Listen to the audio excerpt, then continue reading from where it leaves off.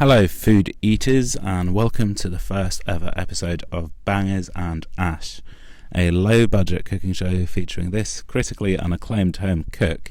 And in this first series we'll be cooking our way through the alphabet using ingredients that I've never used before, and as I'm sure most of you clever clogs will have noticed by now, we'll get this show on the road with a magnificent artichoke. We'll make an artichoke pesto to serve with some fresh pasta and the artichoke hearts. One of the key things to note when you cook with artichoke is that it oxidizes or turns brown very quickly, which is why it's a good idea to prepare a bowl of water or any container of your choice and add the juice and body of one lemon. Now, finally, we can move on to the star of the show, the artichoke, and what we want to do is we want to start by chopping off about a third of the flower so that we remove most of the spikes on top of the leaves, which put you at worst at risk of mild discomfort. Tear off the outer layer of leaves and then trim the remaining leaves by about a third.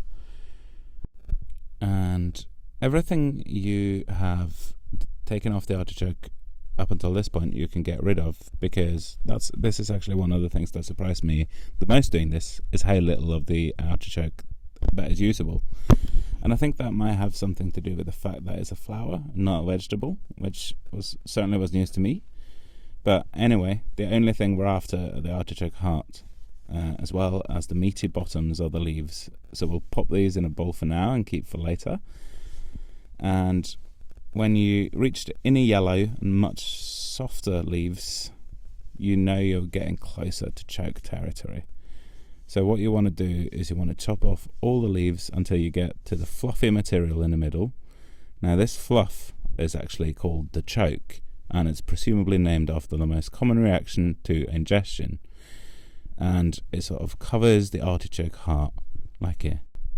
Now, as you can see, the choke separation process can be quite a laborious process, and I would recommend just try a few ways. What I wouldn't recommend is the technique I'm using here, which is big chunky hands only. And I definitely found it was a lot easier when I was using a spoon. So a spoon would be my recommended utensil to achieve this. And then you just keep repeating that process, improving your technique as you go on until you've unchoked all the hearts and place these in their lovely lemony bath. Then you want to take all the leaves and place in a saucepan with some water and just let that simmer on the hob for about 45 minutes. And in the meantime, we can turn our attention to the pasta. Now start by measuring out 150 grams of flour, which alongside the egg are the only two ingredients we're going to use, because pasta is actually not as hard as some people try to make it out to be. It's quite simple, it's very forgiving, and you can practically do nothing wrong.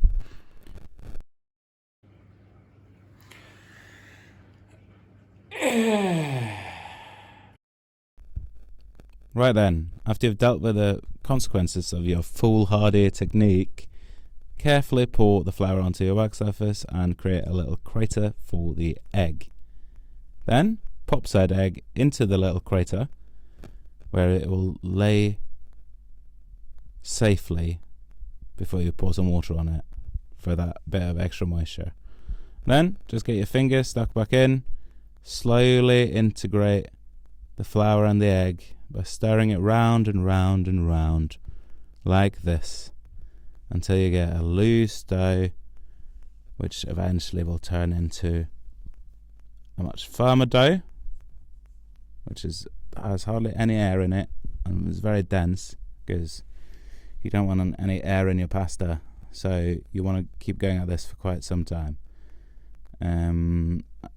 So might as well treat it as a workout, get your tunes in, and knead until you get a little dough bowl. There it is. You can pop that in the fridge for a bit, and then you move on to the pesto. What you want to do first is get the leaves off the hob and then start scraping the delicious flesh off them using a spoon to put in a bowl, or you can just scrape it off with your teeth as well if you want that delicious artichoke straight in your mouth, because it is really delicious. And pop that in a bowl. Looks appetizing. It's great.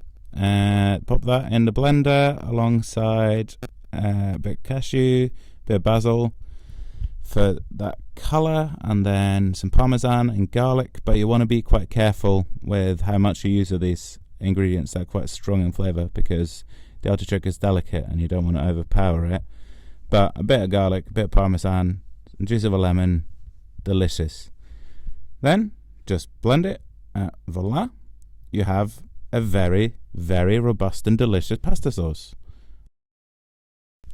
So, to start roll out the pasta dough, you want to get your rolling pin or equivalent cylinder and your bowl of dough from the fridge, and you want to keep flipping it frequently when you roll it, so you make sure it doesn't stick, but you can just flour it if it's too sticky, but it really shouldn't be too bad.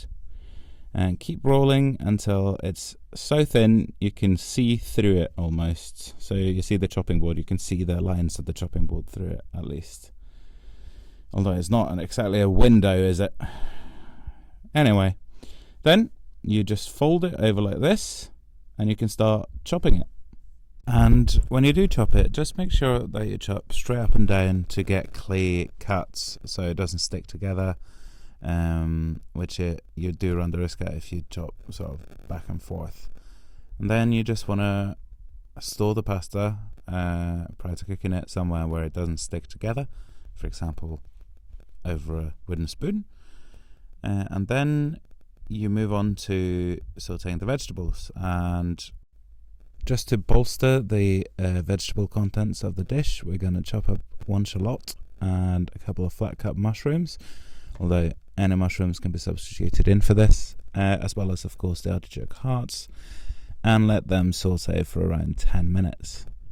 And when there's about 3 minutes left on that timer, you're going to add in the pasta, and here you see how well the spoon works for sliding that delicious tagliatelle off.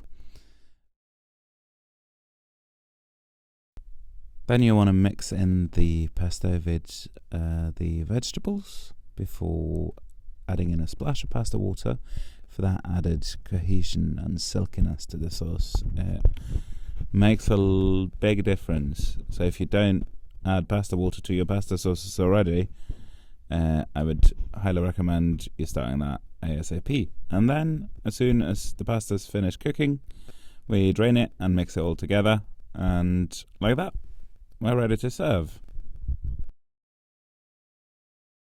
Well, of course, you're not completely ready until you added a bit of black pepper and parmesan to your pasta. And I believe as soon as I manage to get this bite in my mouth, that I will have a fresh review of how that tasted for you. Right, that was delicious.